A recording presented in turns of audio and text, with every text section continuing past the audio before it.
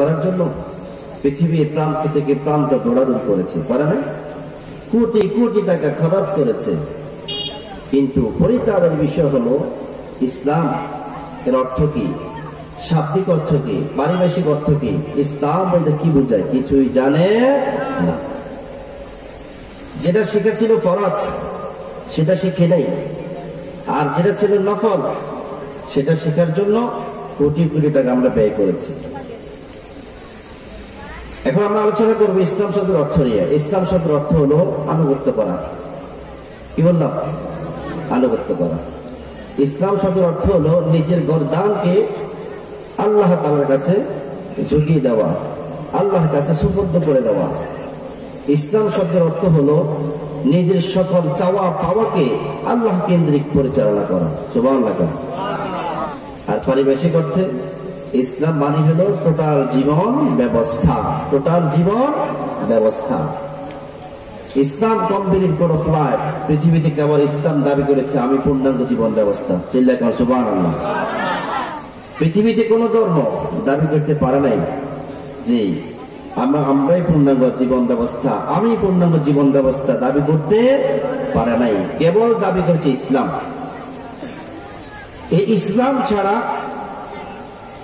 আল্লাহ তাআলার কাছে মনোনীত আর কোন জীবন বিধান নাই। পৃথিবীতে যত ধর্ম আছে, হিন্দু ধর্ম, বৌদ্ধ ধর্ম, তিরপা ধর্ম, চাকমা ধর্ম, এই জমিনে যত প্রকারের ধর্ম আছে সকল ধর্ম ভ্রান্ত এবং ভুলের উপর প্রতিষ্ঠিত, আর ইসলাম ধর্ম সঠিক এবং সত্যের উপর প্রতিষ্ঠিত। সুবহানাল্লাহ। আমার ভাইয়েরা, আমার বন্ধুগণ, আল্লাহ সুবহানাহু ওয়া তাআলা বললেন ইন্নাদ-দীনা ইনদাল্লাহিল ইসলাম। ইন্নাদ-দীনা ইনদাল্লাহিল ইসলাম। আল্লাহ তাআলার কাছে কেবল মনোনীত জীবন ব্যবস্থা, মনোনীত ধর্ম হলো কেবল ইসলাম। সুবহানাল্লাহ। তার মানে বোঝা গেল এই ভূখণ্ডের ভিতরে, এই পৃথিবী নামক মানচিত্রের ভিতরে যত প্রকারের ধর্ম আছে, যত প্রকারের কর্ম আছে, ইসলামের বাহিরে কোন কিছু আল্লাহ তাআলার কাছে গ্রহণযোগ্য না। কোন কিছু গ্রহণযোগ্য না। অপর এক আয়াতে আল্লাহ তাআলা বললেন ইসলামকে বাদ দিয়ে তোমার কোন ইবাদত, তোমার কোন কর্ম আল্লাহ তাআলা কবুল করবেন না, এবং তোমাদেরকে ক্ষতিগ্রস্ত ধ্বংস প্রাপ্ত লোকদের অন্তর্ভুক্ত করে দিবেন। কোরআন কারীম আল্লাহ তাআলা বললেন وَمَن يَبْتَغِي غَيْرَ الْإِسْلَامِ دِينًا فَلَن يُقْبَلَ مِنْهُ وَهُوَ فِي الْآخِرَةِ مِنَ الْخَاسِرِينَ। চিল্লায়ে আল্লাহু আকবার। আল্লাহ তাআলা বললেন وَمَن يَبْتَغِي غَيْرَ الْإِسْلَامِ دِينًا فَلَن يُقْبَلَ مِنْهُ। ইসলাম বাদ দিয়া পৃথিবীতে যত রকমের আমল করো না কেন, যত ধর্ম অনুসরণ করো না কেন, যত কর্ম করো না কেন, কোন কর্মই আল্লাহর কাছে গ্রহণযোগ্য হবে না। কোন কর্মে আল্লাহর কাছে গ্রহণযোগ্য হবে না। ওয়াহুয়া ফিল আখিরাতি মিনাল খাসিরিন। ইসলাম বাদ দিয়ে অন্য কোন মতবাদ, মতাদর্শ যারা গ্রহণ করবে তারা দুনিয়া এবং আখিরাতে, পরকালে ক্ষতিগ্রস্ত হবে। দুনিয়ায় আল্লাহ তাআলা এদেরকে লাঞ্ছিত, অপদস্থ, বিপদগামী বানিয়ে দিবে। চিল্লা করে ঠিক কিনা? এরপর আমার ভাইয়েরা, আল্লাহ সুবহানাহু ওয়া তাআলা কি বর্ণনা দিলেন ইসলাম হলো কেবল পূর্ণাঙ্গ জীবন ব্যবস্থা। ইসলামের ভিতরে ব্যক্তিগত জীবন, পারিবারিক জীবন, সামাজিক জীবন, আন্তর্জাতিক জীবন, রাষ্ট্রীয় জীবন, সব কিছু সমস্যার সমাধান আপনি পাবেন। আল্লাহ সুবহানাহু ওয়া তাআলা বললেন আল-ইয়াওমা আকমালতু লাকুম দীনাকুম ওয়া আতমামতু আলাইকুম নি'মাতি ওয়া রাদিতু লাকুমুল ইসলাম দীনা। বিদায় হাজার বছরে বিশ্বনবী সাল্লাল্লাহু আলাইহি ওয়াসাল্লাম এই আয়াতটি তেলাওয়াত করে সকল সাহাবীদেরকে বুঝিয়ে দিলেন আর বললেন, হে সাহাবারা শোনো, আল-ইয়াওমা আকমালতু লাকুম দীনাকুম ওয়া আতমামতু আলাইকুম নি'মাতি রাদিতু লাকুমুল ইসলাম দীনা আল ইয়াওম আজদিন আকমালতু লাকুম দীনাকুম তোমাদের জন্য আমি দিনকে পূর্ণাঙ্গ করে দিলাম সুবহানাল্লাহ। আমার ভাইরা আমার বন্ধুগণ, আল্লাহ সুবহানাহু ওয়া তাআলা এইবারে ক্ষান্ত হন নাই, অপরাংশে বললেন আমার নিয়ামত সমূহ তোমাদের জন্য দিয়ে দিলাম। এরপরে ইসলামী জীবন ব্যবস্থার উপর আমি আল্লাহ নিজে সন্তুষ্ট হইলাম সুবহানাল্লাহ। ইসলামের ভিতরে একটা ভ্রাতৃত্ব আছে না নাই? এই ইসলাম যে গ্রহণ করবে, নিজেকে আল্লাহর কাছে সঁপে দিবে, নিজের মনকে আল্লাহ কেন্দ্রিক পরিচালিত করবে, নিজের সকল চাওয়া পাওয়াকে আল্লাহ এবং আল্লাহ রাসূল কেন্দ্রিক পরিচালিত করবে, তাকে বলা হয় মুসলিম সুবহানাল্লাহ। এক বছরে মুসলিম, মুসলিম মানে হলো আল্লাহ তাআলার কাছে নিজেকে আত্মসমর্পণকারী।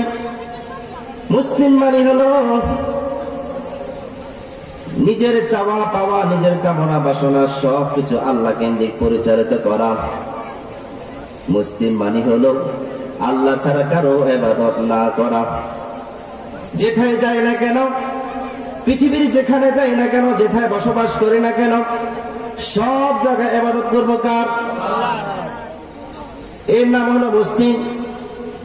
যদি আমেরিকার ওয়াশিংটনে যদি আপনি প্রবেশ করতে পারেন, সেখানেও ইবাদত করতে হবে কার? নাকি আমেরিকা? হ্যাঁ, নাকি জাতিসংঘ? নো, জাতিসংঘের নয়, আমেরিকার নয়। সেখানে আপনি আল্লাহু আকবারের ধ্বনি তুলতে থাকবেন, চিল্লাবেন আল্লাহু আকবার। এক বছরে মুসলিম, 2 বছরে মুসলিমান, আর তাম পৃথিবীর সকল মুসলমানদেরকে সম্বোধন করে বলে ইসলাম একটি ওয়ার্ড দিয়েছে, তার নাম হলো মুসলিমুন। আর যদি স্ত্রীলিঙ্গ হয় তখন মুসলিমাতুন, 2 জায়গায় মুসলিমাতান। এরপরে সকল নারীদেরকে সম্বোধন করে বলা হয় মুসলিমাতুন। আমার ভাইরা আমার বন্ধুগণ, এবার যে ব্যক্তি ইসলাম গ্রহণ করলো বা যারা ইসলাম গ্রহণ করলো, তাদের জন্য কিছু নীতিমালা ইসলাম দিয়ে দিয়েছেন সুবহানাল্লাহ।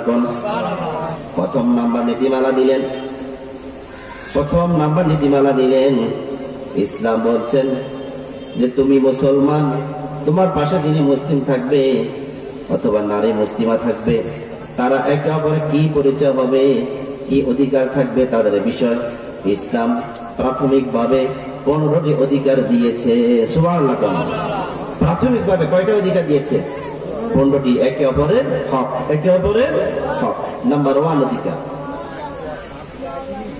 মুসলমান আপনার পাশে যিনি থাকবে তাকে আপনি ভাই মনে করতে হবে সুবহানাল্লাহ। কি মনে করতে হবে বলেন? ভাই, নাকি দুশমন? দুশমন না, তাকে আপনি ভাই মনে করতে হবে। সে আপনার মন মতের হোক বা না হোক, সে আপনার এলাকার হোক বা না হোক, সে চট্টগ্রামের হোক বা না হোক, সে ঢাকার হোক বা না হোক, সে বাংলাদেশের যে কোনো প্রান্তের হোক না কেন, সে আমার ভাই বলে আমি পরিচয় দিতে হবে। ইসলাম প্রথম হক দিয়েছে। ঘরের ভিতরে যেমন রক্তের ভাই, রক্তের ভাইয়ের থেকেও ইমানের ভাইয়ের মূল্য বেশি সুবহানাল্লাহ। সৌদি আরবে কেউ যদি কোনো মুসলমান থাকে, লেবাননে যদি কোনো মুসলমান থাকে, আমেরিকার ওয়াশিংটনে যদি কোনো মুসলমান থাকে, রাশিয়ার মধ্যে যদি কোনো মুসলমান থাকে, আর আপনি যদি জানতে পারেন এখানে মুসলমান, আর মুসলমান গুলো হলো রঙগত কালো, তাদের বর্ণ কালো, যদি জানতে পারেন, তারপর আপনি পরিচয় দিবেন এরা হলো আমার কালিমার ভাই সুবহানাল্লাহ। সে যদি সুদ খায়, তারপর আমার কালিমা ভাই। সে যদি ঘুষও খায়, যদি হালাল মনে না করে, তারপরে সে আমার কালিমা ভাই। সে যদি বেনামাজি হয়, সে যদি নামাজকে অস্বীকার না করে, তারপর আমার কালিমা ভাই। এই জন্য কোন মুসলমান একেবারে কোনদিন শত্রুতা পোষণ করা ইসলামে জায়েজ নাই। মুসলমান একে অপরে ভ্রাতৃত্ব থাকবে। আল মুসলিমুন আউলিয়া ও বাদু আউলিয়া, মুসলমান একে অপরে কেবল বন্ধু। আর শয়তান তারা একে অপরের বন্ধু।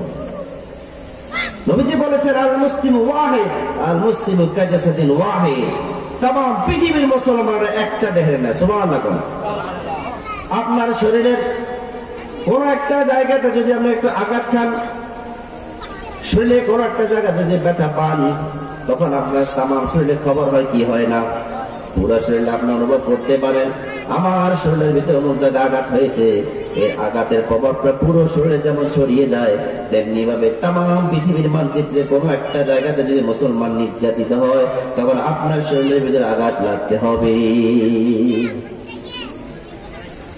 পৃথিবী যেখানে যান না কেন, আজকে যে আমেরিকাতে যারা কালো মানুষ তাদেরকে মর্যাদা দেওয়া হয় না, ঠিক কিনা? যারা কালো মানুষ তাদেরকে মর্যাদা দেওয়া হয় না, অথচ তারাই পৃথিবীতে শান্তির বুলি আওড়ায়। আর আমরা বলি তোমরা পৃথিবীতে শান্তির বুলি আওড়াইও না, এটা তোমাদের মুখের বলি, কেবল বাস্তবে তোমরা মানব হত্যাকারী। চিন্তা কর, ঠিক কিনা? মানব হত্যাকারী। পৃথিবীর ভিতরে সবচেয়ে বেশি বর্তমান সময়ে মানুষ হত্যা করেছে কেবল আমেরিকা, কেবল আমেরিকা। আর তাদের কাছে, অমুসলিমদের কাছে মুসলমানরা মানবই না, মুসলমান মানবই না, মানব বলে গণ্য না তাদের কাছে। তাদের কাছে হলো আল কুফরু মিল্লাতুন ওয়াহিদ, পৃথিবীর সকল কুফরি শক্তি এক জায়গায়। তারা সবাই নিজেদেরকে মূল্যায়ন করে আর মুসলমানদেরকে মনে করে লজ্জা মাছ। চিন্তা করে, ঠিক কিনা? এই জন্য আমার ভাইরা, আমার বন্ধুগণ, বিশ্বনবী সাল্লাল্লাহু আলাইহি ওয়াসাল্লাম নীতিমালা দিলেন, কোন মুসলমান যদি সে নিজেকে মুসলিম দাবি করে, তাহলে তার আশেপাশে যারা থাকবে তাদেরকে ইমানি ভাই মনে করতে হবে। ইমানি ভাই যদি মনে করতে না পারে মুসলমান, নিজের ভাই কিন্তু শত্রু মনে করো, তাহলে তোমাদের জন্য পরাজয় রেডি হয়ে আছে। সে আপনার দলের লোক না, তারপর আপনি ইসলাম পায়, ঠিক না? আপনার মুমিন ভাই আপনাকে মনে করতে হবে। সে সালাত আদায় করে নাই, সে জাকাত দেয় নাই, কিন্তু জাকাতকে অস্বীকার করে নাই। একজন নারী, সে পর্দা করে নাই, কিন্তু সে পর্দাকে অস্বীকার করে নাই, তাহলে সে আমার ইমানি বোন, ইমানি বোন। তার প্রথম নাম্বার টপিক কি বললাম? মুসলমান মুসলমান ভাই, মুসলমান মুসলমান ইমানি ভাই। সুবহানাল্লাহ, এটা মনে রাখতে হবে। এখন যারা নিজেদেরকে ভাই হিসাবে স্বীকৃতি দিয়েছেন, তাদেরকে আল্লাহ তাআলা দ্বিতীয় নম্বর একটা মূলনীতি দিচ্ছেন। যারা নিজেদেরকে মুসলিম দাবি করবে তাদেরকে আল্লাহ তাআলা সম্বোধন করে বললেন রুহামাউ বাইনাহুম, যে মুসলমানরা পরস্পর হবে হৃদয়বান। সুবহানাল্লাহ। মুসলমান পরস্পর কি হবে? হৃদয়বান, দয়াবান। নিজের ভিতরে কোনো প্রকার ভুল ত্রুটি থাকলে সেটা আপসের ভিতরে মীমাংসা করে দিবে, কিন্তু সেটার জন্য কোনো কাফের মুশরিকদেরকে সুযোগ করে দিবে না। চিল্লা কোন, ঠিক না? আল্লাহ সুবহানাহু ওয়া তাআলা বললেন ওয়াসলিহু যাতা বাইনিকুম, যদি মুসলমান নরনারীর ভিতরে কোনো প্রকারের দ্বিধাগ্রস্ত দেখো, দ্বিধাদ্বন্দ্ব দেখো, যদি নিজেদের ভিতরে কোনো প্রকারের মনমালিন্যতা দেখো, তাহলে তোমরা মনে রেখো একে অপরের সংশোধন করে দিও, কেউ কারো বিরুদ্ধে অভিযোগ করিও না। কেউ কাউকে শত্রু বানাইও না। মুসলমান থাকবা নিজে একে অপরের হৃদয়বান, একে অপরের হৃদয়বান। যেমন একটা উদাহরণ দিতে পারি, পুরো মদিনাতে ছড়িয়ে গেল যে ওসমানকে হত্যা করা হয়েছে।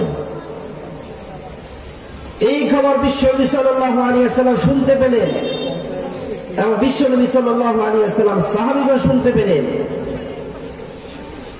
শোনার পর সবাই রেডি হলো যে আজকে আর ছাড় দেওয়া হবে না, যারা ওসমানকে হত্যা করেছে ওই কাফের মুশরিকদেরকে আমরা দুনিয়া থেকে নিশ্চিহ্ন করেই দেব। এই বলে সবাই হাতে হাত বায়াত গ্রহণ করলেন। চিন্তা করে ভাইয়েরা, অথচ ওসমানকে হত্যা করা হয় নাই। যখনই সাহাবায়ে কেরাম শুনতে পেলেন যে ওসমানকে হত্যা করা হয়েছে, তখন মুসলমানরা সকল প্রকারের বিভেদ ভুলে গিয়ে ওসমান হত্যার প্রতিশোধ নেওয়ার জন্য ঐক্যবদ্ধ হয়েছে। সুবহানাল্লাহ। আপনার কথা বললেন না, এখানে চুপ থাকেন। আমি আগেই বলে দিচ্ছি, আলোচনা চলার আগে কোনো কথা বলবেন না, সিরিয়াল নষ্ট হয়ে যাবে না। আমার ভাইয়েরা, আমার বন্ধুগণ, ইসলাম একটা নিয়ম সিস্টেম শিখিয়ে দিলেন যে মুসলমান তোমরা পরস্পর হৃদয়বান থাকবা, একে অপরের ভিতরে কোন প্রকার দ্বন্দ্ব সৃষ্টি করিও না, শত্রুতা বিদ্বেষ পোষণ করিও না। তোমরা যদি নিজেরা নিজেরা মারামারি করো তাহলে তোমাদের মাথার উপর ছাদ কিন্তু নিরাপদে থাকবে না।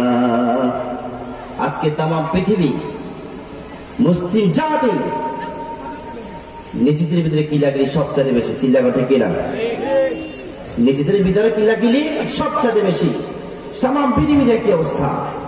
এই জন্য তো কোন জায়গায় ইহুদিদের হাতে লাঞ্ছিত, কোন জায়গায় খ্রিস্টানদের দ্বারা লাঞ্ছিত, কোন দ্বারা মাজুসির দ্বারা লাঞ্ছিত, চিল্লাঘটে কিনা। আমার ভাইয়েরা, আমার বন্ধুগণ,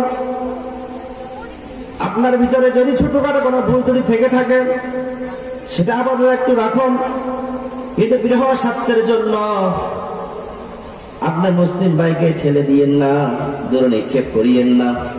আপনি আপনার মুসলিম ভাইকে কোলে টেনে নেন, আল্লাহ তাআলা আপনার উপর রহমত নাজিল করবে।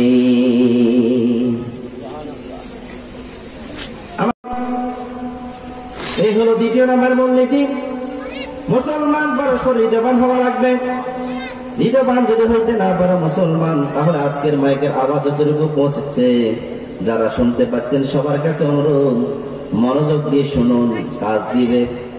কারণ বিশ্বনবী সাল্লাল্লাহু আলাইহি ওয়াসাল্লাম সাহাবীদের মধ্যে ছিলেন হৃদয়বান, আর সাহাবায়ে কেরাম একে অপরের মধ্যে ছিলেন হৃদয়বান, একে অপরের মধ্যে ছিলেন প্রীতি, ভালোবাসা। কোন কাফের মুশরিকদেরকে সুযোগ করে দেন নাই যে সাহাবীদেরকে হত্যা করার জন্য। আর আজকে নিজেরা মারামারি করে কাফেরকে সুযোগ করে দিয়েছি, নিজেরা যেন নস্বাত হয়ে যায়, চিল্লা করে ঠিক কিনা। 3 নম্বর মূলনীতি ইসলাম দিল, তুমি তোমার মুসলিম ভাইয়ের সাথে আচরণ করবা। তুমি তোমার মুসলিম ভাইকে তোমার হাত এবং জবান থেকে নিরাপদে রাখিও। সুবহানাল্লাহ। বিশ্বনবী সাল্লাল্লাহু আলাইহি ওয়াসাল্লাম বললেন, আল মুসলিমু মান সালিমা আল মুসলিমুনা মিন লিসানিহি ওয়া ইয়াদিহি। বিশ্বনবী বললেন, প্রকৃত মুসলমান সে যে তার জবান এবং হাত থেকে অপর মুসলমানকে নিরাপদ রাখলো। তার মানে বোঝা গেল, হাত দ্বারা মুসলমানদের উপর কোনো প্রকার জুলুম করিও না, জবান দ্বারা মুসলমানের ক্ষতি করিও না। মানুষের জীবনের সবচেয়ে শক্তিশালী অংশ হলো দুইটা, হাত এবং জবান, হাত এবং জবান। আমি এখন আপনাদের সামনে কথা বলছি কি দিয়ে? জবান দিয়ে। লেখালেখি করবো কি দিয়ে? হাত দিয়ে। দুইটাই মূল্যবান। মুসলমানকে বলা হয়েছে, মুসলমান তোমার ভাইকে, তোমার ইমানি ভাইকে তোমার হাত এবং জবান থেকে নিরাপদে রাখিও। একটু সুযোগ পেয়ে একটা কাগজে সাইন দিয়ে তার সম্পত্তিগুলো লুটে পুড়ে নিও না, তাকে কষ্ট দিও না, তাকে ঘর থেকে বের করে দিও না, তাকে রাতের আধারে গ্রামগঞ্জে দৌড়াইও না, তাকে নিরাপদে থাকতে দাও। তুমি যদি নিরাপদে থাকতে দিতে পারো তাহলে তুমি হবা প্রকৃত মুসলিম। সুবহানাল্লাহ। এমন চাকরি করিও না যে চাকরি করতে গেলে অপর মুসলমানকে ক্ষতি করতে হবে, এমন চাকরি থেকে বিরত থাকো। চিল্লা ঘটে কিনা? এমন চাকরি করিও না যে চাকরি করতে গেলে যাদের ওয়ার্ডার মানতে গেলে নবীদের ওয়ারিদের উপর গায়ে হাত দিতে হয়, এমন চিন্তাধারা তোমরা লালন পালন করিও না। বিশ্বনবী বললেন, কুন আলিমান আও মুতাআল্লিমান আও মুতাশাবিহান আও মুহিব্বান ফালা তাকুনু খামসান। বিশ্বনবী বললেন, তোমরা 1 থেকে 4 পর্যন্ত হও, 5 নাম্বার হইও না। 1 থেকে 4 হও, হয়তো আলেম হও, নয়তো আলেমের ছাত্র হও, নয়তো আলেমকে ভালোবাসো, আলেমের সাদৃশ্য অবলম্বন করো, যেভাবে চলতে বলে সেভাবে চলো, কিন্তু আলেমদের সামনে এসে আঙ্গুল তুলি কথা বলিও না। আমার ভাইয়েরা, আমার বন্ধুগণ, এটা হলো মুসলমান। আপনার জবান এবং হাত দ্বারা আবার মুসলমানকে ক্ষতি করবেন না। যদি প্রকৃত মুসলমান হয়ে থাকেন, যদি প্রকৃত মুসলমান হয়ে থাকে। এর মানে নবীজি আরো বললেন, আপনার মুসলিম ভাইয়ের সাথে আপনি আচরণ করবেন ওয়ালা ইয়াকুনুহু, আপনার মুসলিম ভাইকে আপনি কোনো প্রকারে খেয়ানত করবেন না। ওয়ালা ইয়াকযিবুহু, মুসলিমের বিরুদ্ধে মিথ্যা তুহমত, মিথ্যা কথা বলবে না। আপনি শুনে শুনে একজন মুসলমান নামে কথা একটা বলে দিলেন, যার পিছনে কোনো সঠিক তথ্য নাই, তাহলে আপনি মিথ্যাবাদী হওয়ার জন্য যথেষ্ট। চিল্লাক ঠিক না? বিশ্বনবী বললেন, কাফা বিল মারই কাযিবান আইয়ুহাদ্দিদা বিকুল্লি মা সামিয়া। মিথ্যাবাদী হওয়ার জন্য এতটুকু যথেষ্ট, যে ব্যক্তি মানুষের থেকে শুনে শুনে কথা বলে, এর পিছনে কোনো রেফারেন্স নাই, সে মিথ্যাবাদী হওয়ার জন্য যথেষ্ট। মিথ্যা, মুসলমানের নামে মিথ্যা ছড়ানো, এরপর আবার মুসলমানদের নবীর নামে মিথ্যা ছড়ানো। নবীজি যে কথা বলেননি, সেই কথা আপনি নবীর নামে চালিয়ে দিলে সেটাই মিথ্যা। চিল্লাক ঠিক না? নবীজি বলেছেন, মান কাযাবা আলাইয়া মুতাআম্মিদান ফালিয়াতাবাওয়া মাকআদাহু মিনান নার। যে ব্যক্তি আমার উপর মিথ্যা আরোপ করেছে, এমন কথা এমন কর্ম, যে কর্ম আমি আদেশ দিই নাই, আমি করি নাই, আমি বলি নাই, তাহলে সে মিথ্যাবাদী, সে মিথ্যাবাদী। ফালিয়াতাবাওয়া মাকআদাহু মিনান নার, তার ঠিকানা হবে জাহান্নাম। তার ঠিকানা কি হবে? জাহান্নাম। আমার ভাইরা, আমার বন্ধুগণ, এই জন্য বিশ্বনবী বললেন, লা ইয়াকযিবুহু, সে তার মুসলিম ভাইয়ের প্রতি মিথ্যা আরোপ করবে না, কোন প্রকারে তার নামে মিথ্যা দুর্নাম ছড়াবে না, তার মানহানি করবে না। এরপরে বিশ্বনবী বললেন, ওয়ালা ইয়াখযিলুহু, সে মুসলমানদেরকে অপদস্থ, তুচ্ছ, তাচ্ছিল্য করবে না। আপনি যেমন মর্যাদাবান, আরেকজনকে মর্যাদা দিবেন।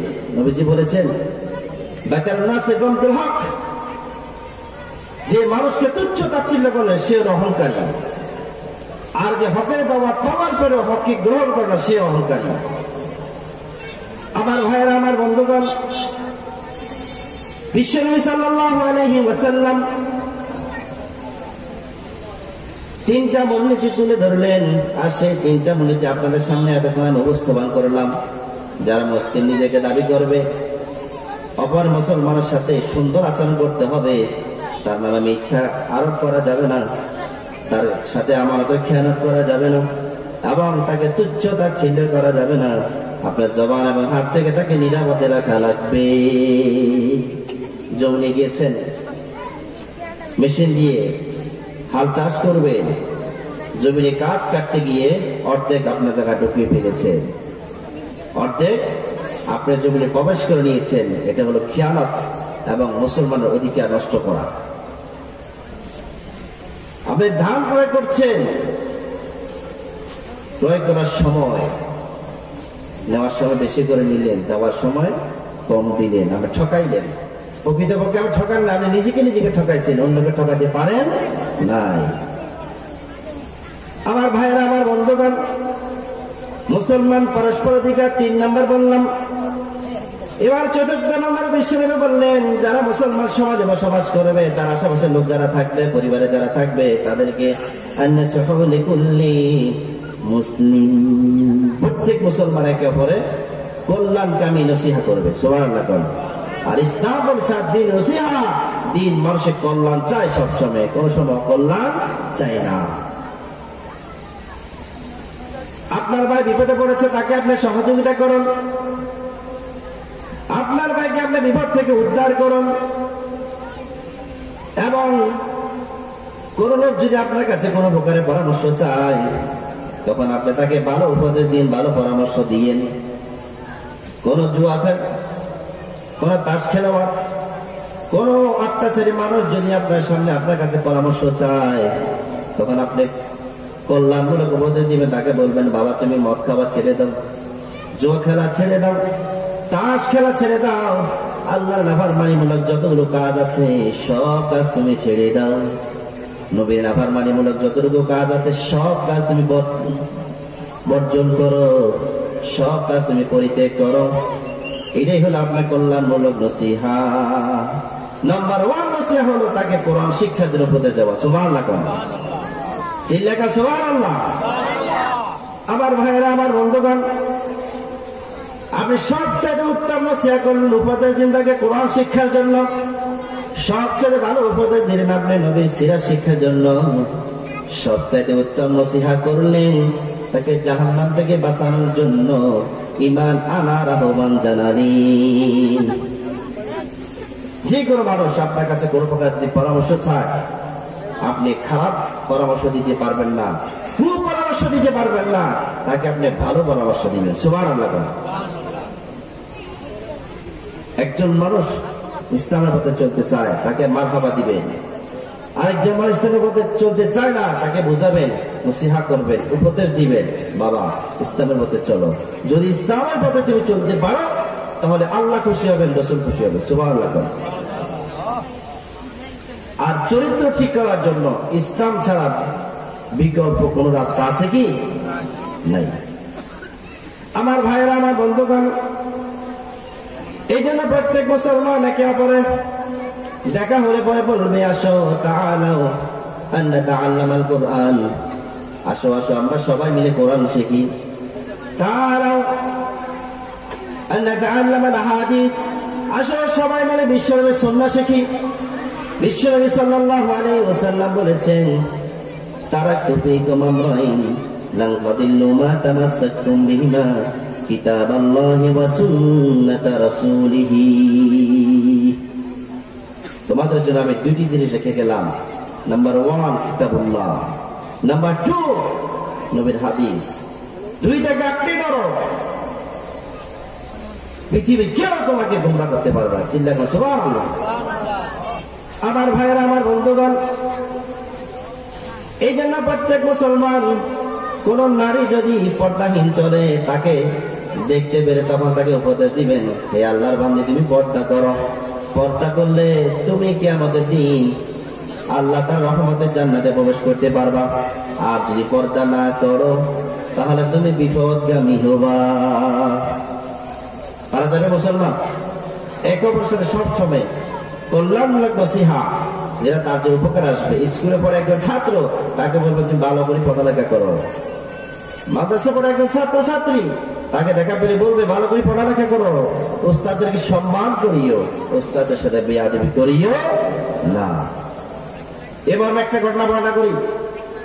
বাদশাহ আলমগীর নাম তো সবাই জানেন, জানেন কিনা? সবাই জানেন বাদশাহ আলমগীর। মুঘল সাম্রাজ্য বাদশাহ আলমগীর তার সন্তান শাহজাদাকে একজন হুজুরের কাছে পাঠালেন আর বললেন, তুমি অমুক হুজুরের কাছে একটু পড়ালেখা করো, আদব শিখো, শিষ্টাচার শিখো, কোরআন শিখো, হাদিস শিখো। তাকে পাঠালেন। বাদশাহ আলমগীর তার সন্তানকে একজন হুজুরের কাছে পাঠানোর পর এবার তিনি গোয়েন্দাগিরি শুরু করলেন যে আমার সন্তান ভালো করে পড়ালেখা করে কিনা একটু আমি যাচাই বাছাই করব। একদিন হঠাৎ করে দেখতে পেলেন সকালবেলা সন্তান উস্তাদের পায়ের উপর পানি ঢালছেন। আর দূর থেকে বাদশাহ আলমগীর দেখতে পেলেন। আর বাদশাহ আলমগীর যে দেখতে পেলেন, এই বিষয়টা হুজুর জানতে পেরেছেন। এখন চিন্তা করলেন, মনে হয় আজকে আমার মাথার গর্দান থাকবে না, শরীর থেকে মনে হয় আলাদা করে দিবে। কারণ আমি বুঝতে পেরেছি একজন রাষ্ট্রপ্রধানের সন্তানকে আমি আমার পায়ের উপর পানি ঢালাচ্ছি, এটা জঘন্যতম অপরাধ হতে পারে। এই ভেবে তিনি টেনশন করছেন। আবার মনে মনে চিন্তা করছেন, আমি তো একজন শিক্ষক, আমার সম্মান একজন রাষ্ট্রপ্রধানের চাইতেও বেশি। আমি একজন গুরু, আমি যা বলবো সেটা রাষ্ট্রপ্রধানও মানতে বাধ্য। মনে মনে এটা চিন্তা করে নিজের মনকে একটু শক্ত করলেন। হঠাৎ করে বাদশাহ আলমগীর ডাক দিলেন তার দরবারে। হঠাৎ করে বাদশাহ আলমগীর ডাক দিলেন তার দরবারে ওই ছাত্রের টিচারকে। তখন টিচার আবার চিন্তা করলেন, হায় আফসোস, আজকে না দিলে আমার কি হয়ে যায়। বাদশাহ শাহজাদার সন্তানকে আমি অপমান করলাম। আমার কাছে দিয়েছে ইলম শিক্ষা করার জন্য, কোরআন শিক্ষা করার জন্য।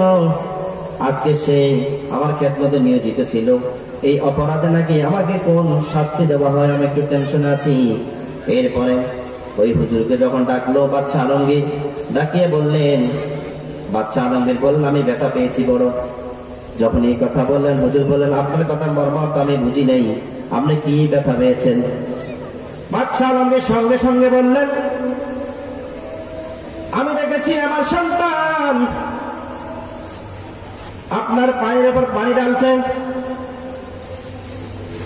অথচ আমার আশা ছিল আমার সন্তান শুধু পানি ঢালবে তা নয়, আপনার পা গুলো ডললে পরিষ্কার করে দিবে।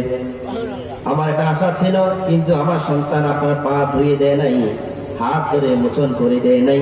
আমি এটা কষ্ট পেয়েছি। সুবহানাল্লাহ, আসতে তো। তখন এবারে হুজুর নিজে নিজে চিন্তা করলেন, নিজের মনকে খুশি করলেন এবং আনন্দ অনুভব করলেন। এরপরে গিয়ে তিনি আল্লাহর কাছে দুহাত ধরে দোয়া করলেন।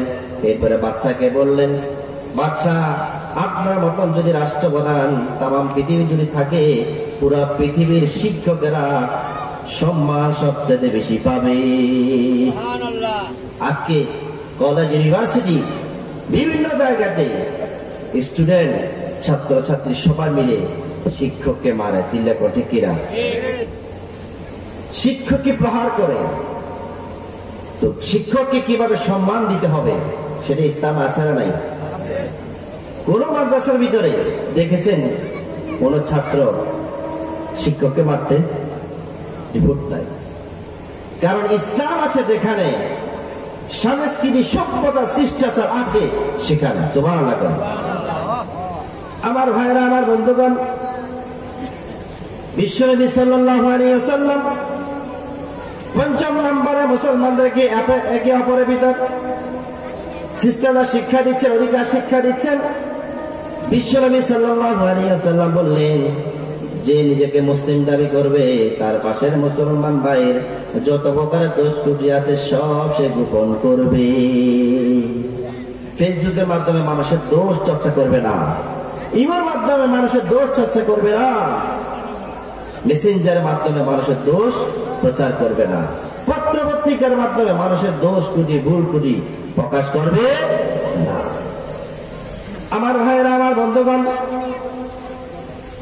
বিশ্বনবী সাল্লাল্লাহু আলাইহি ওয়াসাল্লাম বললেন, মান সাতারা মুসলিমান সাতারাহুল্লাহু ফিদ দুনিয়া ওয়াল আখিরাহ। যে ব্যক্তি কোন মুসলমানের দোষ ত্রুটি গোপন রাখবে, আল্লাহ তাআলা তার দোষ ত্রুটি, ভুল ত্রুটি গুলো দুনিয়া এবং আখিরাতে সব জায়গায় গোপন রাখবে। সুবহানাল্লাহ। আজকে সবচেয়ে বেশি মুসলমানের দোষ চর্চা করা হয়।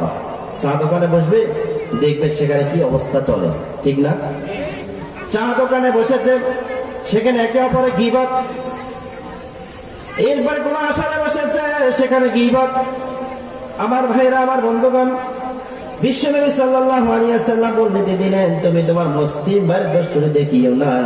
যদি ভুল ত্রুটি দেখে থাকো, তাকে তুমি গোপনে উত্তম নসিহতের মাধ্যমে সংশোধন করে দাও, কিন্তু অন্য ভাইয়ের কাছে তুমি সেটা প্রকাশ করিও না, প্রকাশ করিও না। তুমি যদি অন্যের কাছে গিয়ে তার ভুল ত্রুটি প্রকাশ করতে থাকো, ফেসবুক লেখনের মাধ্যমে তাকে তুমি গালাগালি করো, মেসেঞ্জারের মাধ্যমে যদি তাকে তুমি গালাগালি করো, যাকে যেখানে পাবে সেখানে তাকে ধরে ধরে বুঝাবা, তো বুঝবা যে তোমার জন্য পরকাল শেষ। কিয়ামতের দিন তুমি ক্ষতিগ্রস্ত হবা। আমার ভাইরা, আমার বন্ধুগণ, বিশ্বনবী সাল্লাল্লাহু আলাইহি ওয়াসাল্লাম এটা উম্মতকে শিক্ষা দিলেন। আর আল্লাহ সুবহানাহু ওয়া তাআলা বললেন, তোমরা ধারণার বশবর্তী হয়ে তোমরা একে অপরের কোনো কথা বলিও না। আল্লাহ সুবহানাহু ওয়া তাআলা বললেন, ইয়া আইয়ুহাল্লাযীনা আমানু ইজতানিবু কাসীরাম মিনায-যন্নি ইন্না বা'দায-যন্নি ইসমুন। আল্লাহ সুবহানাহু ওয়া তাআলা বললেন, ইয়া আইয়ুহাল্লাযীনা আমানু, হে মুমিনগণ, ইজতানিবু, দূরে থাকো তোমরা, কাসীরাম মিনায-যন্নি, অধিক ধারণা থেকে। কেননা কিছু ধারণা সেখানে গুনাহ হতে পারে।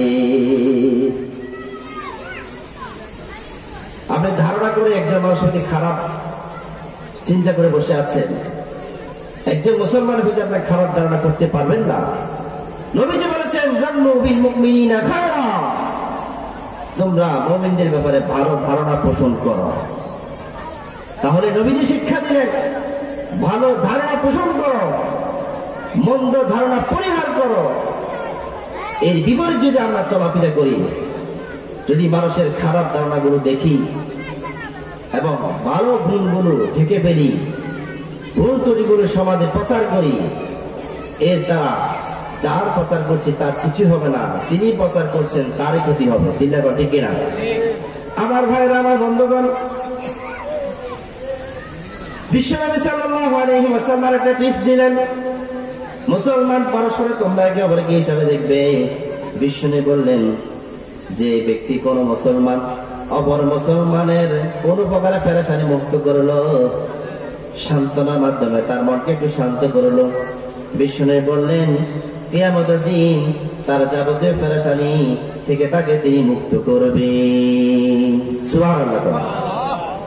বিশ্বনবী সাল্লাল্লাহু আলাইহি ওয়াসাল্লাম বললেন, মান নাফাসাল মুসলিমিন, যে ব্যক্তি কোন মুসলমানের পেরেশানি দূর করলো, কারাবাতাম মিন কারাবিদ দুনিয়া, দুনিয়াবি পেরেশান দূর করলো, অর্থের কারণে পেরেশানে ভুগছে, পরীক্ষা ভালো রেজাল্ট করতে পারে না পেরেশান ভুগছে, ভালো নাই কামাল করতে পারে নাই পেরেশান ভুগছে, আপনি তাকে বললেন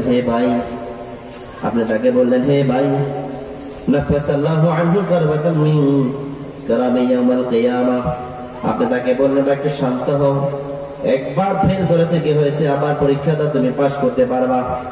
অতীতের বড় বড় মানুষদের জীবনগুলো তুলে ধরলেন, যারা বারবার ফেল হয়েছিল তারপরও তারা হাল ছাড়ে নাই। এরপরে যে কোনো মুসলমান বিভিন্ন রকমের টেনশনে থাকে, তাকে আপনার সান্ত্বনা দিয়ে বলেন, ভাই টেনশন করিও না, আল্লাহর উপর একটু সবর করো, আল্লাহ তোমাকে উত্তম জাযা দিবে। আমার ভাইরা, আমার বন্ধুগণ, বিশ্বনবী বললেন যে যতক্ষণ পর্যন্ত তোমরা তোমাদের মুসলিম ভাইদেরকে সাহায্য করবা, সহযোগিতা করবা, সহানুভূতিশীল হবা, ততক্ষণ পর্যন্ত আল্লাহ তাআলা তোমাদেরকে সাহায্য করবেন। ততক্ষণ পর্যন্ত আল্লাহ তাআলা তোমাদেরকে সাহায্য করবেন। এই শীতের সময়, শীতের সিজনে অসংখ্য গরিব মানুষের কাছে ব্যবহার করার মতো বস্ত্র নাই, আছে? নাই। কোন কোন শীতের ভিতরে কষ্টে আছে, লেপ নাই, তোষক নাই, খাবার নাই। আপনি তার কাছে গেলেন, তার কাছে গিয়ে বললেন, হে আমার মুসলিম ভাই, হে আমার ইরানি ভাই, তুমি যে কষ্টে আছো আমি উপভোগ করতে পেরেছি, তুমি কষ্টে আছো আমি অনুধাবন করতে পেরেছি। শুনে রাখো, কোন একটা সংস্থা বা কোন একটা ব্যক্তি তাদের পাশে গিয়ে দাঁড়ালো আর তাকে বললো ধরো কম্বলটা নাও, তাকে বললো ধরো তুমি চাউলগুলো নাও, তার হাতে কিছু টাকা দিয়ে দিল আর বললো তুমি কাউকে বলিও না, আল্লাহর কাছে শুধু একটু দোয়া করিও, এভাবে যেন সকল মানুষের সেবা করতে পারি। যারা আজকে অর্থ সম্পদশালী তারা মুসলমানের পাশে দাঁড়ায় না, মুসলমানদেরকে সাহায্য সহযোগিতা করবে এর কাছেও না। আমার ভাইয়েরা, আমার বন্ধুগণ, বিশ্বনবী সাল্লাল্লাহু আলাইহি ওয়াসাল্লাম শিক্ষা দিলেন, তোমরা মুসলমান একে অপরের শান্ত, একে অপরকে সান্ত্বনা দিবা, কোন প্রকারে তোমরা দুশ্চিন্তা ফেলাইও না। যদি কোনো মানুষ কোন মুসলমানকে দুশ্চিন্তা ফেলায় তো আল্লাহ তাআলা তাকে দুনিয়া এবং আখিরাতের ভিতরে পেরেশানির মধ্যে যুক্ত করে দিবে, পেরেশানি বানিয়ে দিবেন। তার কাছে টাকা থাকবে, পয়সা থাকবে, অর্থ সম্পদ থাকবে, তারপর সে শান্তি বলতে কি জিনিস খুঁজে পাবে না। আমার ভাইরা, আমার বন্ধুগণ, বিশ্বনবী সাল্লাল্লাহু আলাইহি ওয়াসাল্লাম 7 নম্বরে টিপস দিচ্ছেন, তোমরা যারা মুসলিম একে অপরে বসবাস করবা তখন তোমরা একে অপরের উপরে হকগুলো আদায় করিও। 7 নম্বরে বিশ্বনবী নসিহত দিলেন, বিশ্বনবী বললেন এবং আল্লাহ সুবহানাহু ওয়া তাআলা প্রথমে বললেন ওয়ালা তাজাসসু, তোমরা মুসলমান একে অপরের বিরুদ্ধে কাফেরদের কাছে গিয়ে গোয়েন্দাগিরি করিও না। মুসলমানের বিরুদ্ধে, মুসলমানদের ধর্মের বিরুদ্ধে, মুসলমানদের নিয়ম নীতির বিরুদ্ধে তোমরা কোন কাফের মুশরিকদের কাছে গোয়েন্দাগিরি করিও না।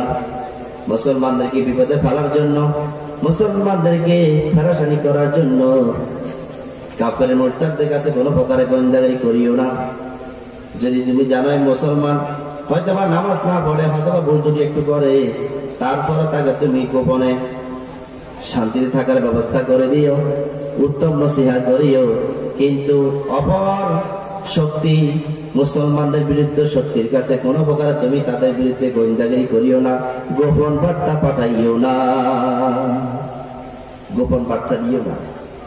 আজকে মুসলমানেরা কাফের মুশরিকদেরকে আপন ভাই বানিয়ে ফেলেছে, আর নিজের ভাইয়ের বিরুদ্ধে, নিজের ধর্মের বিরুদ্ধে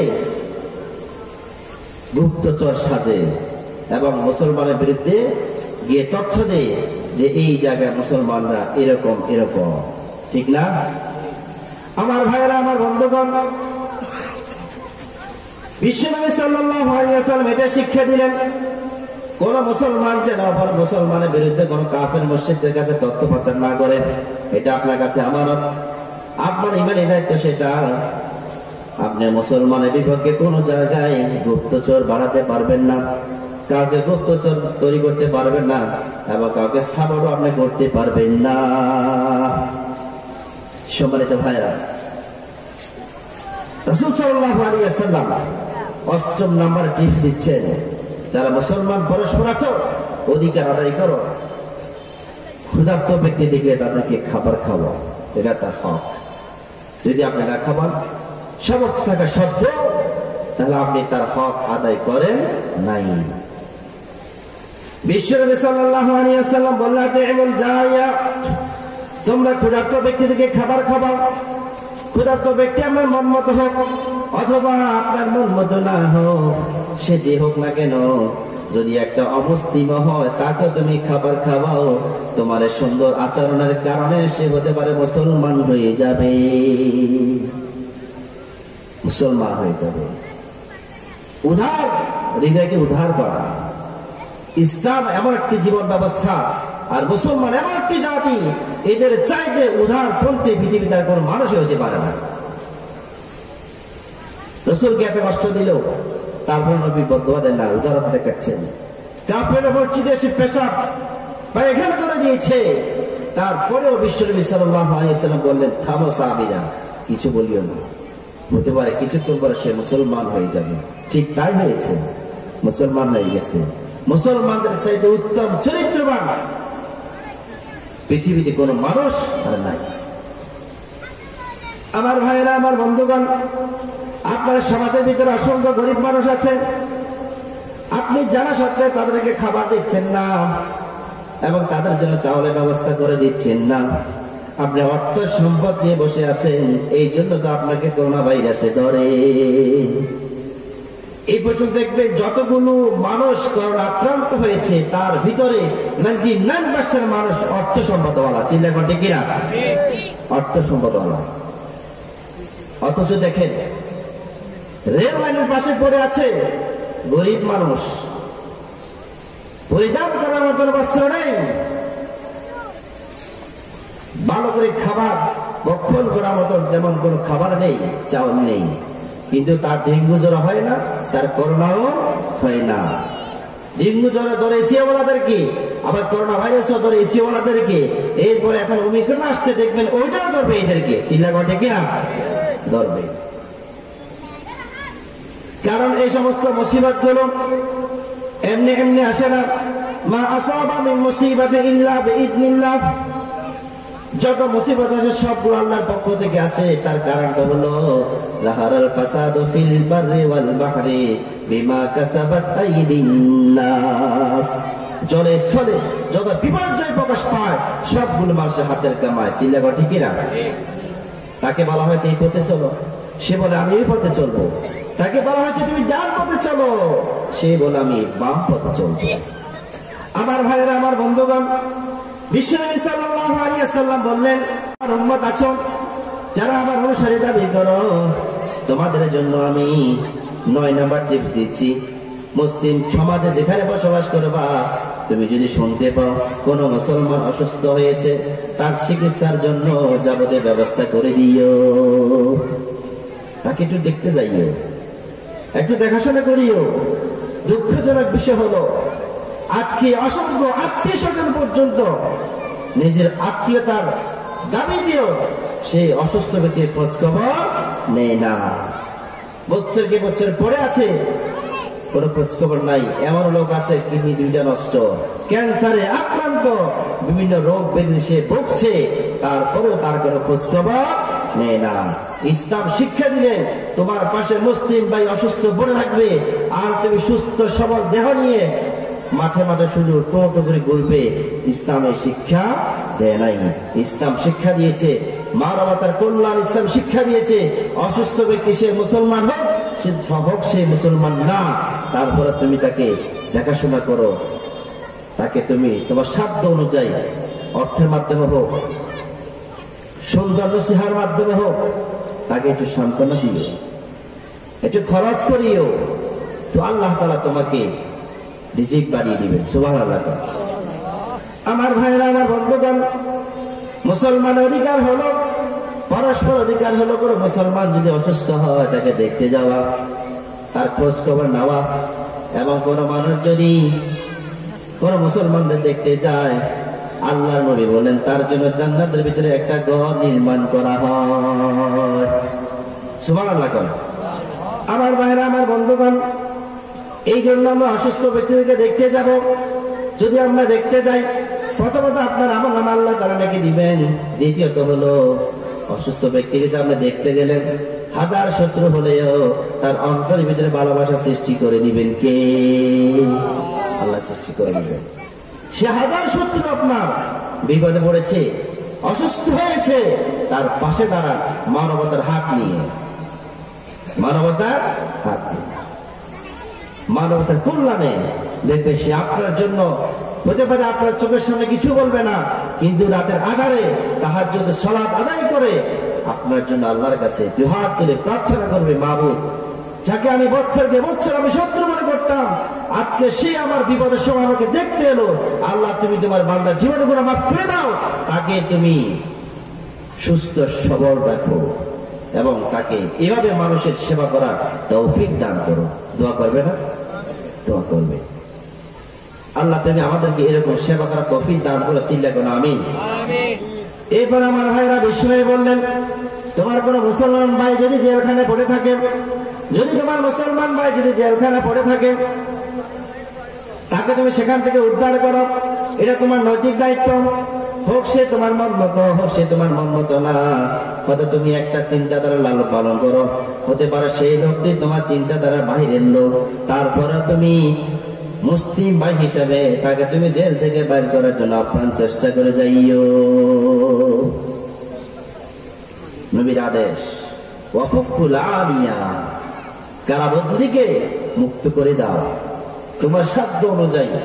তোমার কাছে টাকা নাই, কিন্তু তুমি ভালো উকিলের সন্ধান জানো, এবং তুমি জানো যে ভালো উকিল সে যদি তার দায়িত্ব নেয় তাহলে লোকটা বের হয়ে যেতে পারবে, তাহলে তুমি বিপদগ্রস্ত ব্যক্তিদেরকে সন্তান দাও, আপনারা মুখের কাছে চান, টাকা পয়সা কম নিবে, এবং আপনার সন্তানকে বের করার জন্য আপ্রাণ চেষ্টা করবে।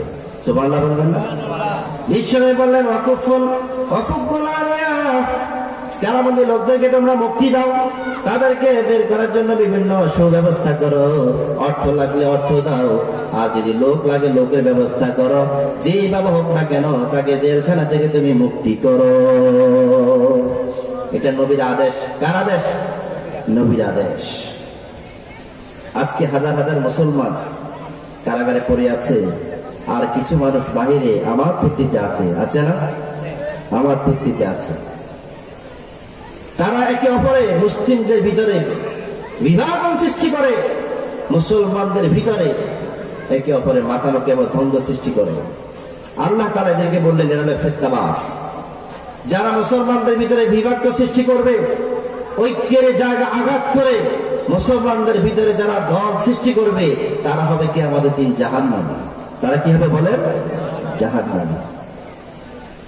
আমার ভাইরা, আমার বন্ধুগণ, আল্লাহ সুবহানাহু ওয়া তাআলা বললেন, আন আকিমুদ্দীন ওয়া লা তাতাফাররাকু ফীহি, তোমরা দিন কায়েম করো, দিন কায়েম করার ব্যাপারে একে অপরে বিচ্ছিন্ন হইও না।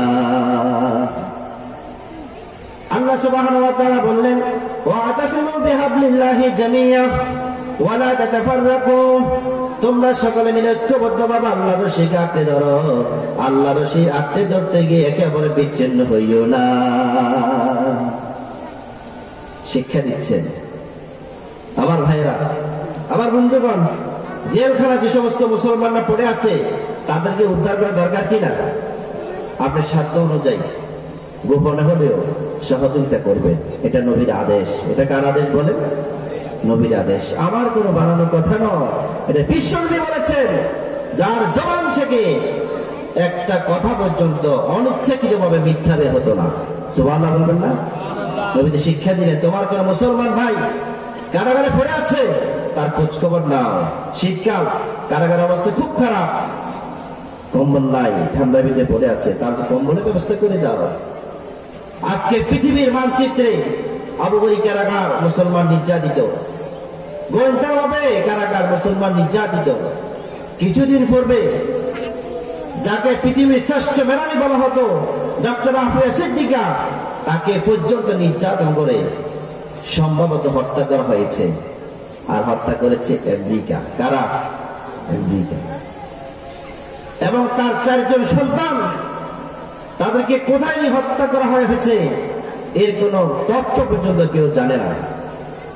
আমার ভাইরা, আমার বন্ধুগণ, এই জন্য আমাদের দায়িত্ব হলো, যদি কোনো মুসলমান কারাগারে পড়ে থাকে, কারাবন্দী হয়ে থাকে, তাকে আমরা নিজ দায়িত্বে বের করার জন্য আপ্রাণ চেষ্টা করবো। এটা আপনার দায়িত্ব, এটা মুসলমানের হক।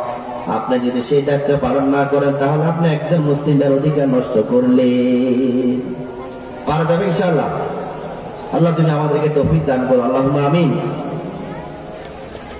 এবার নবীজি বললেন, মুসলমান তোমাদের পরস্পর আরেকটা অধিকার দিচ্ছি, রদ্দুস সালাম। কেউ যদি তোমাকে সালাম দেয়, তুমি তার সালামের জবাব দিবা। সুবহানাল্লাহ। কোন মুসলমান যখন তোমাকে সালাম দিবে, আসসালামু আলাইকুম ওয়া রাহমাতুল্লাহি ওয়া বারাকাতুহু, তখন আপনি তার উত্তরে বলবেন ওয়া আলাইকুম আসসালাম ওয়া রাহমাতুল্লাহি ওয়া বারাকাতুহু। যিনি সালাম দিলেন তিনি তো আপনার জন্য শান্তি চাইলেন, বরকত চাইলেন, রহমত চাইলেন। আপনিও তার বিপরীতে তার জন্য শান্তি এবং রহমত এবং বরকত আল্লাহর কাছে কামনা করেন। এটা হলো ইসলামিক শিষ্টাচার। আপনাকে যদি কোনো কাফের যদি সালাম আদাব বলে, নমস্কার বলে, আমি জুমাতে বলেছিলাম, যদি কোনো কাফের আপনাকে আদাব এবং নমস্কার বলে, তার জবাব আপনি তাকে নমস্কার বলতে পারবেন না, আদাব বলতে পারবেন না, তাকে বলতে হবে ওয়া আলাইক। কি বলতে হবে? ওয়া আলাইক। তার অর্থ হলো তুমি যা বলেছো তাই তোমার উপরে বলো। এই জন্য আমার ভাইরা, আমার বন্ধুগণ, ইসলাম একটা সালাম শিক্ষা দিয়েছে। এটা হলো ইসলামের শিষ্টাচার। কোন মুসলমান যদি একে অপরের ভিতরে সালামের প্রচার প্রসার করে, বিশ্বনবী বললেন, একে অপরের প্রতি ভালোবাসার সৃষ্টি করে দিবেন স্বয়ং আল্লাহ। স্বামী স্ত্রী মিল নাই, সারাক্ষণ মারামারি চলে, একে অপরের সালাম দেন, দেখবেন একে অপরের ভিতরে আল্লাহ তাআলা মিল, মহব্বত, ভালোবাসার সৃষ্টি করে দিবে। সুবহানাল্লাহ। এখন তো অনেকে সালামও দেয় না, সালাম উত্তরও দেয় না। সালাম দেয় আসসালামু আলাইকুম, তার মানে তোমাদের উপর মৃত্যু আসুক। তো এরকম বলে কি উত্তর দেওয়া যায়? দেওয়া যায়। এই জন্য আমার ভাইয়েরা, আপনি যদি কোনো কাফেরকে সালাম দিতে চান, আপনি দেখতে পেলেন সেখানে মুসলমানও আছে, অন্য অমুসলিমেরও আছে, তখন আপনি মুসলমানদেরকে বলবেন আসসালামু আলাইকুম ওয়া রাহমাতুল্লাহি ওয়া বারাকাতুহু।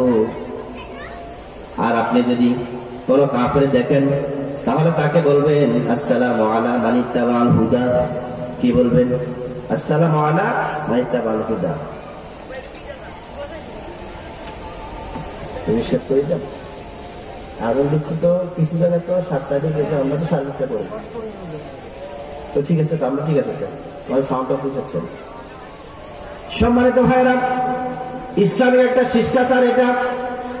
যদি কোনো কাফেরদেরকে আপনি সালাম দিতে মন চায়, তাহলে ইসলামের নিয়ম আপনি সালাম দিবেন আসসালামু আলা মান ইত্তাবাল হুদা। আপনি তাকে বলবেন শান্তি বর্ষিত হোক ওই ব্যক্তির উপর যে ইসলামে সে হেদায়েত তালাশ করে। সুবহানাল্লাহ। যে হেদায়েত তালাশ করে, আল্লাহ তুমি তার উপর শান্তি দান করিও। System clear. আজকে স্বামী স্ত্রীর ভিতরে সালামের আদান প্রদান নাই, মা বাবার ভিতরে সালামের আদান প্রদান নাই, স্ত্রী সন্তানদের ভিতরে সালামের আদান প্রদান নাই। এই কারণে আজকে পরিবার ক্ষতিগ্রস্ত, অশান্তিতে লিপ্ত, ঠিক না? বিশ্বনবী সাল্লাল্লাহু আলাইহি ওয়াসাল্লাম শিক্ষা দিলেন রদ্দুস সালাম, সালামের জবাব দিবা। কোন মুসলমান যদি তোমাকে সালাম দেয় তুমি সঙ্গে সঙ্গে সালামের জবাব দিবা। কেউ যদি তোমাকে চিঠির মাধ্যমে সালাম পাঠায় অথবা কারো মাধ্যমে সালাম পাঠায়, তুমি রাস্তা হাঁটতেছ, এমন তো অবস্থায় তোমার এক বন্ধু দেখা হলো, সে বললে বন্ধু তুমি আমার পক্ষ থেকে অমুকে তুমি সালামটা পাঠিয়ে দিও, তখন তুমি তার ওই সালামটা নিয়ে তখন আসসালামু আলাইকুম ওয়া রাহমাতুল্লাহ বলতে হবে, জরুরি নয়। শুধু এতটুকু বললে হবে আমার পক্ষ থেকে তুমি সালাম দিও, বাস যাকে দেওয়া হলো তার কাছে গিয়ে তিনি বলবে তোমাকে অমুক ব্যক্তি সালাম দিয়েছে, যেটা আমরা বলি না। আমরা বলি তোমাকে অমুকে সালাম পাঠিয়েছে, বলি কিনা? আমরা সবাই বলি অমুকে তোমাকে সালাম পাঠিয়েছে। তখন যিনি সালামের জবাব দিবেন তার উচিত হল ওয়া আলাইকা ওয়া আলাইহিস সালাম। প্রথমে যিনি সালাম নিয়ে আসেন তার জন্য দোয়া করবেন, তারপরে যিনি তার কাছে সালাম পাঠিয়েছেন তার জন্য দোয়া করবেন। সুবহানাল্লাহ। পারা যাবে ইনশাআল্লাহ। কেউ সালাম আপনার কাছে পাঠালে তখন আপনি বলবেন ওয়া আলাইকা ওয়া আলাইহিস সালাম, ওয়া আলাইকা ওয়া আলাইহিস সালাম। আমার ভাইরা, আমার বন্ধুগণ, বিশ্বনবী সাল্লাল্লাহু আলাইহি ওয়াসাল্লাম 12 নম্বরের শিক্ষা দিচ্ছেন। বিশ্বনবী বললেন তোমার কোন মুসলমান ভাই যদি মারা যায়, বোন যদি মারা যায়, তাহলে তুমি তার জানাজায় অংশগ্রহণ করিও, তার জানাজায় তুমি অংশগ্রহণ করিও, জানাজা পড়িও, এটা তোমার হক। তুমি আরেকজন মুসলমানের অধিকার তোমাকে আদায় করতে হবে, এটা তোমার ন্যায্য অধিকার এবং দায়িত্ব। জানাজা পড়লে বিশ্বনবী বললেন উহুদ পাহাড় পরিমাণ সওয়াব তার আমলনামা দিয়ে দেওয়া হবে। সুবহানাল্লাহ বলবেন।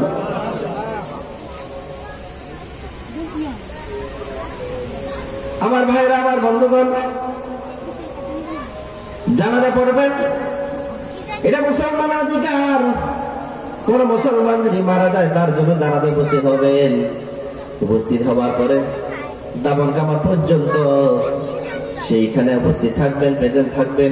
আল্লাহ তাআলা আপনার গুনাহ মাফ করে দিবে। এই জন্য নবীজি শিক্ষা দিয়েছেন এটা, যে তোমার কোন মুসলমান পাড়া প্রতিবেশী ইন্তেকাল করেছে, তুমি শুনতে পেয়েছো, তার জানাজা তুমি অংশগ্রহণ করো সাধ্য অনুযায়ী। চেষ্টা করবে 1 কিরাত, 2 কিরাত, 3 কিরাত তোমাকে সওয়াব দেওয়া হবে। উহুদ পাহাড় পরিমাণ তুমি নেকি পেয়ে যাবা। সুবহানাল্লাহ। আমার ভাইরা, আমার বন্ধুগণ, বিশ্বনবী সাল্লাল্লাহু আলাইহি ওয়াসাল্লাম 13 নম্বরে যে টিপ দিচ্ছেন মুসলমান পরস্পর অধিকার সম্পর্কে, তিনি বললেন ইজাবাতুদ দাওয়া। তোমাকে যদি কোনো মুসলমান দাওয়াত দেয় তাহলে তুমি তার দাওয়াত গ্রহণ করিও। দাওয়াত দিলে সাধ্য অনুযায়ী দাওয়াত গ্রহণ করিও। সে তোমাকে ইসলামের দাওয়াত দেয় তখন তো গ্রহণ করতেই হবে। সে যদি তোমাকে খাবার দাওয়াত দেয় তাহলে তুমি গ্রহণ করিও। তবে তুমি তাকে বুঝাইও ভাই তুমি যে গুনাহ করো সেই গুনাহগুলো আর করিও না, তুমি আর গুনাহ করিও না, পাপটা ছেড়ে দাও। দাওয়াত খেতে গেলে সেখানে কিছু কল্যাণমূলক নসিহত তুমি সেখানে উপস্থাপন করো। মা বলতে কি বুঝাও, মা বোনেরা ঘরের ভিতরে ইসলাম চালাইও না, জি বাংলা জি গো দেখিও না, ঘরের ভিতরে কোরআন তেলাওয়াত করে একটু উপদেশ দিও। আমার ভাইরা, আমার বন্ধুগণ, কোন মুসলমান যদি আমার কোন মুসলমানকে আহ্বান করে যে দোস্ত আসো আমার বাড়িতে আসো, আজকে খাবারের ব্যবস্থা আছে, একটু খেয়ে যাও। আর আমাদের বাংলাদেশের মানুষরা তো এমনি খাবারের পাগল, দাওয়াত দিতে হলে আমদাবাদি চলে যায়, আমদাবাদি চলে যায়, খাবার করে খুব পাগল। বিবাহ বাড়িতে দেখবেন দাওয়াত দেয় নাই, সে নিজে হোস করে চলে আসে। আবার বলবে যে আপনি আমাকে বলতে ভুলে গিয়েছে, আপনার কষ্ট হবে, এই জন্য আমি নিজে আকর খাটিয়ে আমি চলে আসলাম খাবার খাইতে। এইরকম আকল খাটাতে মসজিদে গিয়ে সালাত আদায় করা দরকার, ঠিক না? আর এরকম আকল খাটিয়ে তো কোরআন শিক্ষা দরকার, এরকম আকল খাটিয়ে তো ইসলামের জীবন বিধানগুলো বুঝার দরকার, চিন্তা করেন, ঠিক না? এই জন্য আমার ভাইরা, আমার বন্ধুগণ, বিশ্বনবী সাল্লাল্লাহু আলাইহি ওয়াসাল্লাম মুসলমানদের ভিতরে ভ্রাতৃত্ব সৃষ্টি করলেন। একে অপর অধিকার পর্যন্ত নির্ধারিত করে দিলেন। যদি কোনো মুসলমান তোমাকে আহ্বান করে, আমন্ত্রণ জানায়, তুমি সাধ্য অনুযায়ী চেষ্টা করবে গ্রহণ করার জন্য। 14 নম্বরে নবীজি বললেন তাসমিয়াতুল আতিস, তোমার চোখের সামনে কোনো মুসলমান হাঁচু করে আওয়াজ করে না, হাসি দিল, হাসি দাদা ব্যক্তি যদি আলহামদুলিল্লাহ বলে, তুমি যে শুনতে পেলা হাসি, এই জন্য তোমার পক্ষ থেকে বলতে হবে ইয়ারহামুকাল্লাহ, এটা তার অধিকার। এটা কি অধিকার? যিনি হাসি দিল তিনি বলবে আলহামদুলিল্লাহ, তার অর্থ হলো সকল প্রশংসা আল্লাহ তাআলার জন্য। আর যিনি হাসিটি শুনলো বা আলহামদুলিল্লাহ শুনলো, সে বলবে ইয়ারহামুকাল্লাহ, আল্লাহ তাআলা তোমার উপর রহমত নাযিল করো। এরপরে যিনি হাসি দিয়েছেন তিনি তার উত্তর আবার বলবেন ইয়াহদিকুমুল্লাহ, আল্লাহ তাআলা তোমাকে সঠিক পথে পরিচালিত করো। সুবহানাল্লাহ। আজকে আমরা হাসি দিই হাঁচু করে, আর মুখের ভিতরে সিগারেট লাগানো থাকে, এমন ভাবে হাসিটা মারি বিজা থেকে কবও বেরোয়, সাথে কিছু ধোঁয়াও বেরোয়, বের হয় না? আবার হাসির সঙ্গে সঙ্গে নাকে দিয়ে কিছু বের হয়, এটা বোনাস। এটা কি? এটা বোনাস।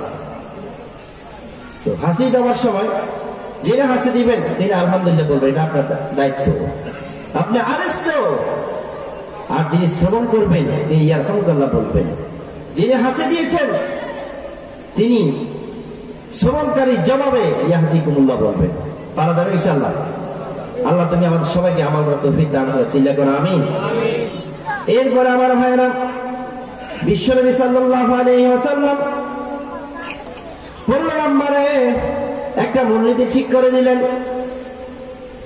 তুমি তোমার মুসলমান ভাইকে সাহায্য করবা, এটা তোমার দায়িত্ব। নাসরুল মুমিনিন, পৃথিবীর যেটা কোনো মুসলমান যদি কষ্টে থাকে তার জন্য তুমি দোয়া করবা, তাকে সাহায্য করবা, দোয়ার মাধ্যমে সাহায্য করবা, অর্থের মাধ্যমে সাহায্য করবা, দেখাশোনার মাধ্যমে সাহায্য করবা, ভালো উপদেশের মাধ্যমে সাহায্য করবা, তার পাশে তুমি হিতাকাঙ্ক্ষী হিসাবে দাঁড়াবা। ইসলাম শিক্ষা দিয়েছে। দেখেন একটা সমাজ কিভাবে চলবে, একটা পরিবার কিভাবে চলবে, একটা জাতি কিভাবে চলবে, তার রুল পর্যন্ত ইসলাম নির্ধারণ করে দিয়েছেন। সুবহানাল্লাহ। আজকে মানবতা বিপর্যয়, বিপদগ্রস্ত, সাহায্য করার মতো কেউ নাই। নাম্বার 1 সাহায্য হলো